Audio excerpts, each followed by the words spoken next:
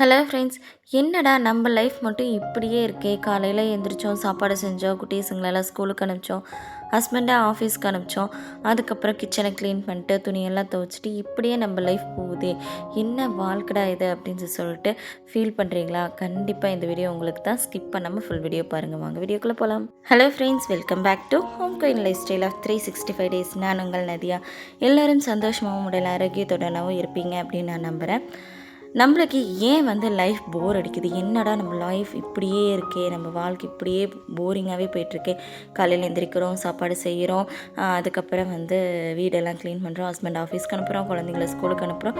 இப்படியே நம்ம லைஃப் போர் அடிக்குதே, எதனால் அப்படின்னு சொல்லிட்டு எத்தனை பேர் யோசிக்கிறீங்கன்னு கண்டிப்பாக கமெண்டில் ஷேர் பண்ணுங்கள். அதுக்கு முக்கியமான காரணம் யாருன்னு நினைக்கிறீங்க? நீங்கள் தான், நம்ம நினைக்கிற, நம்ம பண்ணுற தப்பு தான். எத்தனை பேர் சொல்லுங்கள் பார்க்கலாம், நம்மளுக்காக அப்படின்னு சொல்லிட்டு ஒரு குக்கிங் பண்ணிக்கிறீங்க அப்படின்னு சொல்லிட்டு நிறைய பேர் அதை பண்ணுறதே கிடையாது. இங்கே இப்போ நானே எடுத்துக்கோங்க.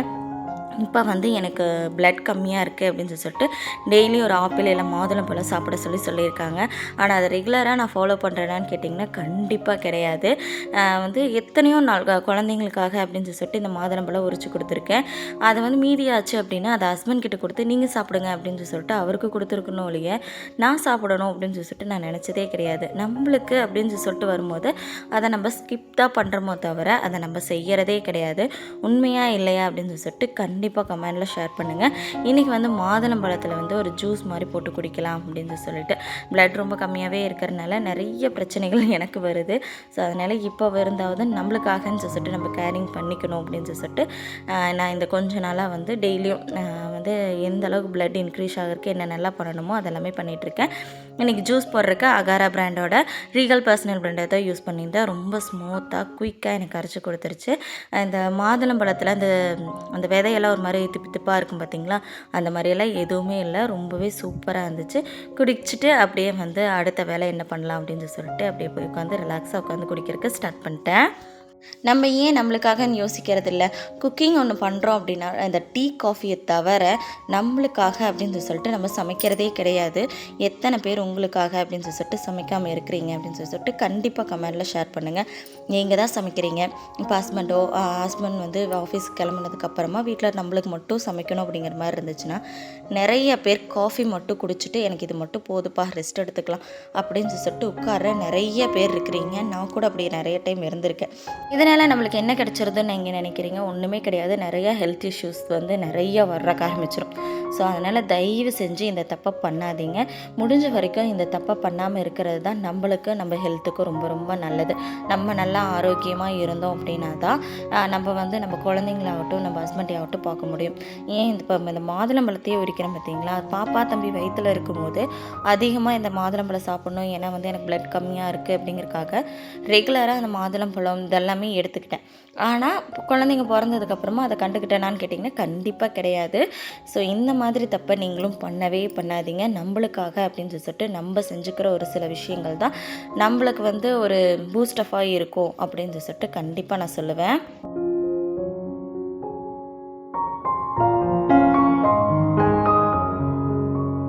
அடுத்தது இந்த நைட்டி வியர் பண்ணுறதை ஸ்டாப் பண்ணுங்கள். நைட்டியே போடாதீங்க அப்படின்னு நான் சொல்ல போகிறது கிடையாது.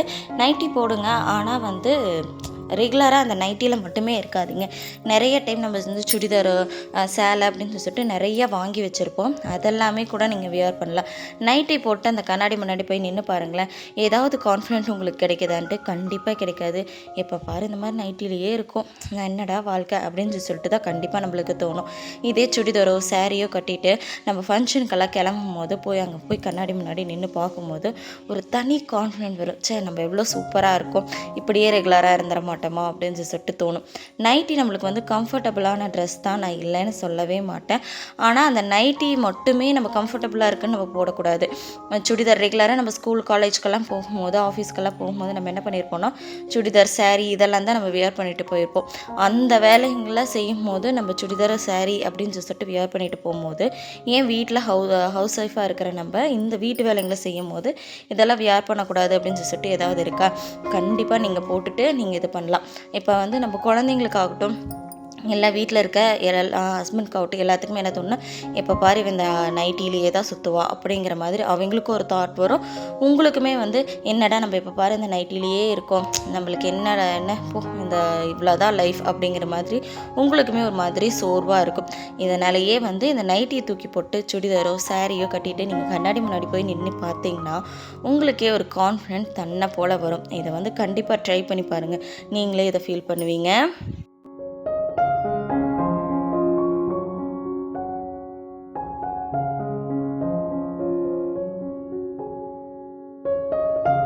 அடுத்தது வந்து உங்களுக்கு பிடிச்சத சில விஷயங்களை உங்களுக்காக அப்படின்னு சொல்லிட்டு நீங்கள் பண்ணிக்கிறது இன்னுமே பெஸ்ட்டான ஒரு விஷயமா இருக்கும்.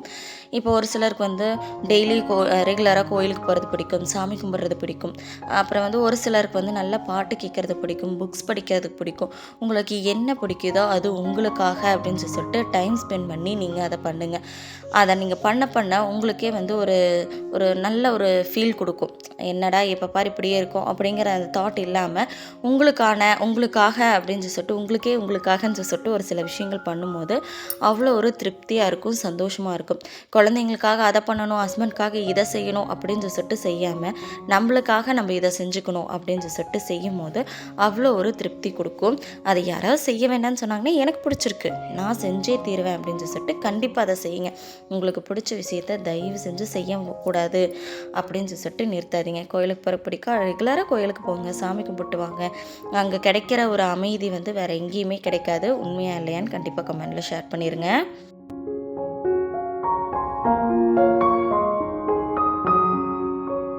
ஒரு சிலர் வந்து ஏதாவது கற்றுக்கணும்னு நினைப்பாங்க, ஆனால் சரி வேண்டாம் போ அப்படின்னு சொல்லிட்டு கம்முன்னு இருப்பாங்க. ஆனால் இப்போ இருக்கிற டெக்னாலஜியில் நிறைய விஷயங்களை நம்ம கற்றுக்க முடியும். ஒரு இங்கிலீஷ் பேசுகிற கற்றுக்கணுன்னாலும் கற்றுக்க முடியும்.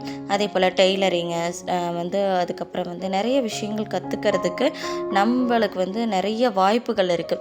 நான் வந்து யூடியூப் பார்த்து தான் ப்ளவுஸ் தைக்கிறதுக்கு கற்றுக்கிட்டேன், சுடிதார் தைக்கிறதுக்கு இதுக்கப்புறம் கற்றுக்கலாம் அப்படின்னு சொல்லிட்டு ஒரு முடிவு பண்ணி வச்சுருக்கேன். குக்கிங் கற்றுக்கிட்டதே முக்கால்வாசி நான் யூடியூப் பார்த்து தான்.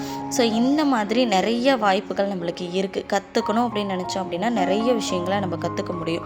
அதுக்காக நீங்கள் வந்து உங்களுக்கு என்ன பிடிச்சிருக்கு, என்ன நல்லா கற்றுக்கணும்னு நினைக்கிறீங்க. இப்போ வந்து எக்ஸாமுக்கு படிக்கணும், டிஎன்பிசி குரூப் 1 குரூப் 2 இந்த மாதிரி எக்ஸாமுக்கு படிக்கணும் அப்படின்னா கூட படிக்கலாம், தாராளமாக படிக்கலாம். அதுக்குமே வந்து யூடியூப்பில் நிறைய சேனல்ஸ் இருக்குது. அந்த சேனல்ஸ்லலாம் பார்த்து நீங்கள் படிச்சிங்க அப்படின்னா குரூப் 1 குரூப் 2 எக்ஸாம் எல்லாமே சூப்பராக எழுதி அதில் கூட உங்களுக்கு வேலை கிடைக்கிறதுக்கான வாய்ப்புகள் நிறையா இருக்குது. ஸோ அந்த மாதிரி படிக்கலாம். டெய்லரிங் கற்றுக்கங்க, இந்த மாதிரி கிராஃப்ட் ஒர்க்கு, இந்த மாதிரி நிறைய விஷயங்கள் கற்றுக்கிறதுக்கு நம்மளுக்கு இருக்குது. ஸோ அதனால் அந்த மாதிரியெல்லாம் கற்றுக்கும் போது கூட நம்ம கொஞ்ச நேரம் நம்ம ரெஸ்ட் எடுக்கிறோன்னு சும்மா இருக்கிறனால கூட நம்மளுக்கு அப்படி தோணும், என்னடா லைஃப் அப்படின்னு சொல்லிட்டு. காலையில் எழுந்திரிச்சோம், சாப்பாடு செஞ்சோம், குழந்தைங்கள ஹஸ்பண்டை எல்லாத்தையும் அனுப்பிச்சிட்டு நம்ம வீடெல்லாம் க்ளீன் பண்ணுறோம், இப்படியே தானே நம்ம லைஃப் போகுது அப்படிங்கிற மாதிரி அந்த தாட் இல்லாமல் நான் இதெல்லாம் முடிச்சுட்டு நான் இதை பண்ணணும், இதை படிக்கணும், இதை கற்றுக்கணும், இதை நான் செய்யணும் அப்படின்னு சொல்லிட்டு நம்ம ஒரு முடிவெடுத்து அதை பண்ணும்போது அதில் நம்மளுக்கு பெஸ்ட்டாக எல்லாமே நம்மளுக்கு வரும். ஸோ நம்மளுக்காக இந்த மாதிரி சில விஷயங்கள் நம்ம பண்ணிக்கிறது ரொம்ப ரொம்ப நல்லது. ஸோ இதையுமே நீங்கள் ட்ரை பண்ணி பார்க்கலாம்.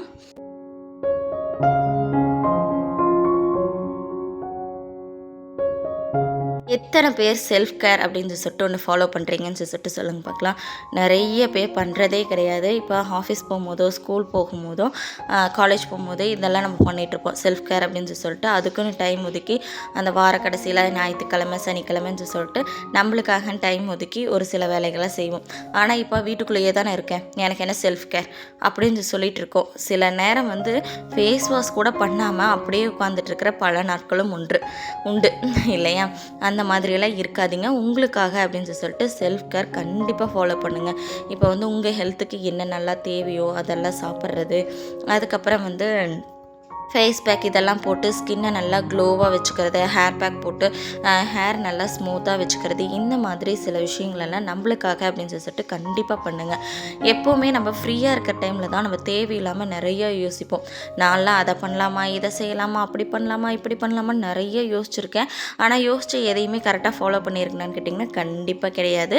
அதனால் முடிஞ்ச வரைக்கும் நம்ம அது இதுன்னு யோசிக்கிறதுக்கு முக்கால்வாசி காரணம் என்ன தெரியுங்களா, நம்ம பண்ணுற அந்த வேலைகள் தான். நம்ம வேலையெல்லாம் முடிச்சுட்டு கொஞ்சம் நேரம் என்ன பண்ணலாம் அப்படின்னு யோசிக்கும் போது நம்மளுக்கு தேவையில்லாமல் நம்ம மைண்ட் வந்து தேவையில்லாதெல்லாம் நம்மளை ஏற்றி விட்டு பாடாப்படுத்திடும். ஸோ அந்த மாதிரியெல்லாம் பண்ணாமல் நம்ம எப்போவுமே எங்கேஜிங்காக இருந்துக்கிட்டே இருக்கணும். ஏதாவது ஒன்று பண்ணிக்கிட்டே இருக்கணும். நம்ம மூளைக்கு வேலை கொடுத்துக்கிட்டே இருக்கணும். அதுக்காக நம்ம ஏதாவது ஒன்று கற்றுக்கிட்டே இருந்தோம், ஏதாவது ஒன்று நம்மளுக்காக நம்ம செஞ்சுக்கும் போது எங்கேஜிங்காக இருக்கும். நம்ம வந்து அது இதுன்னு யோசிக்கவே மாட்டோம். ஸோ இதெல்லாம் எனக்கு தெரிஞ்ச நான் ஃபாலோ பண்ணுற ஒரு சில விஷயங்கள். நான் இன்றைக்கி என்ன பண்ணியிருக்கேன் அப்படின்னு பார்த்திங்கன்னா, க்ளீனிங் ஒர்க்கெல்லாம் முடிச்சுட்டு நெக்ஸ்ட் டேக்கான ப்ரிப்பரேஷனாக கீரையெல்லாம் அரிஞ்சு வச்சுட்டு, அப்புறம் பருப்பு சுண்டல் இதெல்லாமே ஊற வச்சு எடுத்து வச்சுட்டேன். இதெல்லாம் ஊற வச்சு வச்சுட்டேன்னா ஒரு வாரத்துக்கு எனக்கு பிரச்சனையே இல்லை. அதனால் இதெல்லாம் ஊற வச்சு எடுத்து வச்சுட்டு, ஹால் எல்லாமே க்ளீன் பண்ணாமல் இருந்துச்சு, அதையுமே க்ளீன் பண்ணி முடிச்சிட்டேன். இதுதான் இந்த வீடியோவில் நான் ஷேர் பண்ண விஷயங்கள். உங்களுக்கு இந்த வீடியோ பிடிச்சிருக்கு அப்படின்னா ஒரே ஒரு லைக் பண்ணிட்டு நம்மளுடைய சேனலை சப்ஸ்கிரைப் பண்ணிக்கிங்க. தேங்க்ஸ் ஃபார் வாட்சிங். பாய்.